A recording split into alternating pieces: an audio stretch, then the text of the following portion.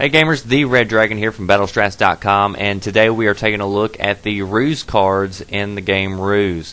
Now we've talked about units, we've talked about how to manage them. You can see that there's a ton of variations, but when you add on top of that the RUSE cards, the possibilities with strategy are completely endless, and it's a really cool feature that they've implemented into the game. Before we start with the RUSE cards, you'll notice that in the top left hand corner there's number 3 that's gradually going up. These are the number of cards you have available to play.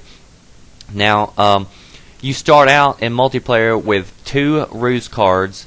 Everybody does. And then each additional 1 minute and 45 seconds you earn another card. Now, if you go and look in your manual that you got with the game, it actually says that you earn a RUSE every minute. But I just did a stopwatch on it, and it turned out to be 1 minute and 45 seconds. So we'll go over each of the RUSEs and take a look at what they do. The Blitz increases your speed in a sector. Now by sector it means that, for instance, we'll click on this and we'll pull out, and you'll see that the map is actually divided into different sectors. So for instance, if I want my units in this particular sector to move faster, I would actually just click right here, and you'll notice that now they have an icon over their heads signifying that they are in a sector with a particular RUSE. Any unit that I bring into this sector is also going to be able to blitz. So a lot of people start out by placing blitz as one of their opening moves. That way their engineer trucks move to build buildings faster. So that's one way to produce units a whole lot quicker. I like to use blitz in sectors where I'm going to be flying planes around. This way I can, be a lot faster with my bombers, which are usually pretty slow. So that is blitz. Fanaticism will keep your units fighting till the death. When units are wounded, a lot of times they'll run back and try to retreat in order to save their life. Sometimes this is good if you want to keep units out on the field, keep them alive. But sometimes if you're in a battle, say the battle is balanced, you may want to keep your units there so they don't run away, because some units, if they're on the move, they can't fire, so therefore they would be very vulnerable if they were running away. Whereas if they stood there and they took the force and they were fighting alongside all the other units that you have there, you may be able to win the battle before your unit is destroyed. Terror, that's like we just kind of talked about with fanaticism, where the units run away. If you want the enemy units to run away, you can use terror and place that on a sector where you maybe you're outnumbered, so you need the units in order to run away so you don't get destroyed. That would be one way to use that. Now take note that each person's particular RUSE overrides the enemy's RUSE. For instance, if I placed terror on one of your sectors, say we were playing against one another, but you had on fanaticism, your RUSE is going to take priority, so therefore my RUSE is canceled out. So I hope that makes sense. Decoy bases. Decoy bases are really good to place out where you want your enemy to see what you're doing. So let's say that you start out a game and you want to focus primarily on armor. You want to have a lot of tanks, and you're not going to worry at all about airplanes and airfields. Well, you don't want your enemy seeing that and deploying only anti-tank units. So you want them to waste a little bit of time. You want them to not know what you're doing. So you may deploy a decoy airfield out and make decoy airplanes so that your enemy is then going to look at that. They're going to see those units and they're going to think, wow, I've got to start building anti-aircraft. So they're going to waste time and energy on units that are simply a decoy, and that's going to give you a better chance at rolling in your tanks and catching them by surprise. With the decoy bases, you can use the fake tank assaults, fake air assaults. Now, with these, you can use a fake air assault, for instance, as long as you have a real air base or a fake decoy air base. So as long as you have a base that can produce air units or tank units, then you can use these different assaults. Another thing that I'll show you real quick is I'll place a decoy air raid on my own sector. And I'll show you a little trick here in just a minute after those are up and running. The spy is going to allow you to see enemy units and what they actually are. Sometimes you get a view on units, but you don't know exactly what they are. You just see like a circle that says, you know, this is a light unit or this is a heavy unit, but you don't know exactly what it is. You can place that over that particular sector and it will show you exactly what the enemy unit is. So therefore you can prepare and get ready for whatever they're bringing at you. Note though that the spy can only see units that you've already spotted.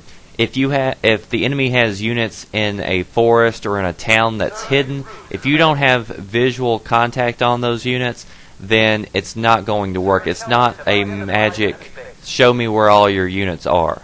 So don't use the spy thinking that you're just going to see anything in that sector. You're only going to see unidentified units in that sector. Decryption will tell you exactly where the units are moving. Here we'll use the spy real quick where this plane is, and you can actually see that it'll show me now that he's got a fighter bomber. He's got another one taking off. Now if I want to use decryption on that as well, I can see where he's telling those units to go to. And if he was bringing in a line of tanks, you can see that he's sending them in that direction over there. So that's how decryption works. Before this fake decoy with planes goes away, you'll see that all of these are flying over my base. So therefore he thinks that I'm building up a lot of planes and he's building up his planes. You can actually take each of these decoys and actually move them again. So I can actually send out decoys in certain areas, and this will give me a clue. Say I'm planning an attack with real planes, but I don't know if he has anti-air units or not. I can actually send decoys to that sector, and if they get shot down, then I know that yeah, he's got anti-air up. And you can just keep on moving these around. These decoys last a long time, so they're really great to to worry an enemy, to make them think that you're gathering up for a big attack, or to actually show you where their weak parts are in their defense. So that's one trick you can use with the decoys. You can also grab them all at one time and use them to go in before an actual real attack, and maybe the AA will start taking priority over these decoys and leave your real planes alone, and you're able to sneak in when you shouldn't be able to. So that's one good trick with the decoys. Radio silence, you see how I can see all of his units right here even though I may not know what they are.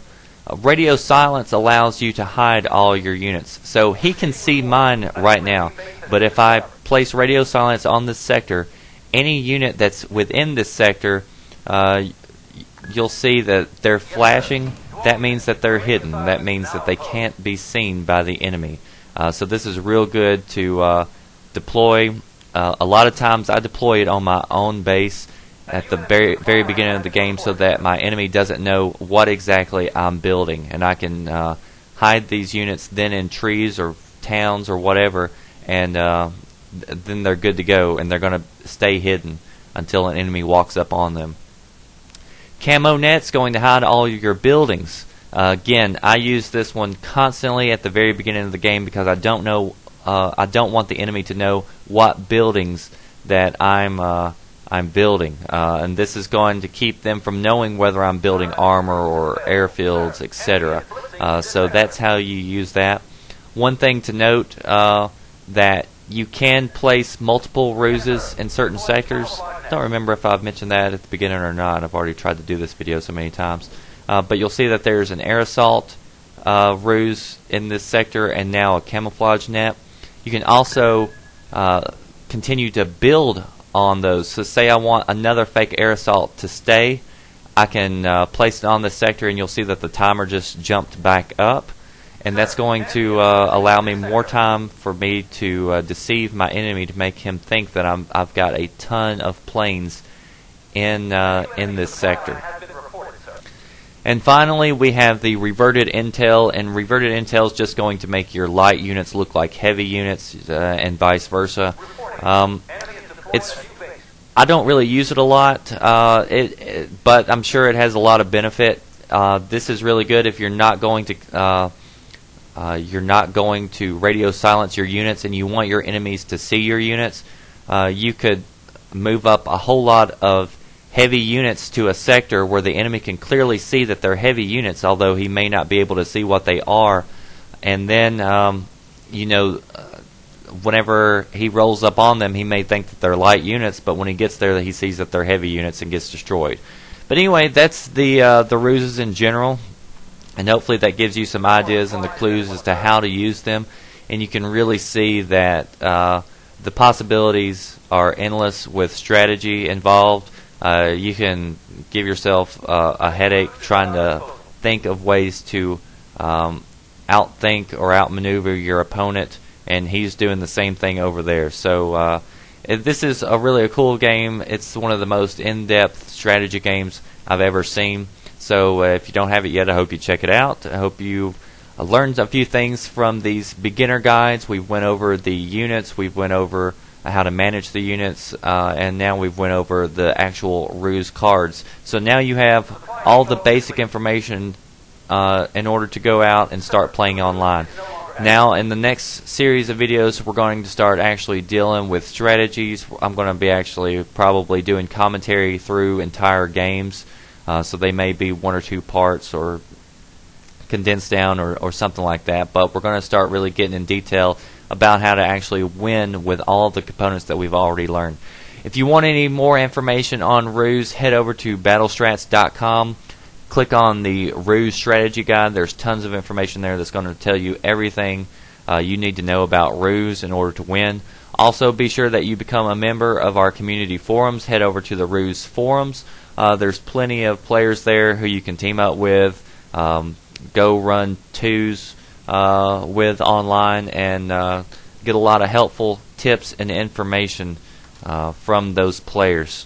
So I hope you enjoyed the video. Hope you learned something. This is the Red Dragon signing out.